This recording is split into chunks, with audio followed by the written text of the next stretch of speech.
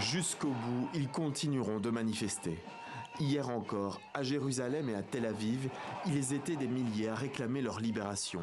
Familles, proches ou amis d'otages retenus par le Hamas à Gaza. Sur toutes les lèvres, une question, pourquoi sont-ils encore là-bas?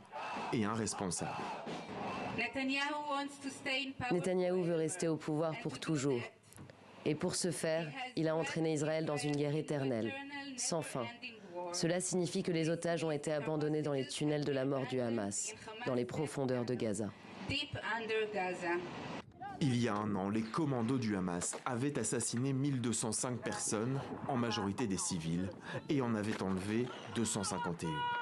97 sont toujours captives, 64 présumées vivantes, certaines ont péri dans les bombardements. Malgré ces protestations qui ne faiblissent pas en Israël, Benyamin Netanyahou persiste dans son objectif principal dans cette guerre, l'élimination du Hamas et désormais du Hezbollah libanais. Je vous demande pardon de ne pas les avoir ramenés en vie. Nous étions proches du but, mais nous n'avons pas encore réussi.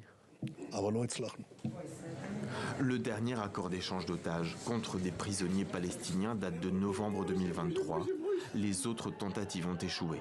Et les négociations de cessez-le-feu sont actuellement au point mort. Nos blessures ne peuvent pas encore être complètement guéries parce qu'elles sont toujours présentes, parce que des otages sont toujours torturés, exécutés et meurent en captivité.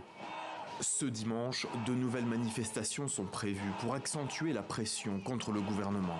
Le pays est en alerte maximale, alors que demain doivent se tenir des commémorations, notamment dans des kibboutz et sur le site du festival où 370 personnes ont été tuées.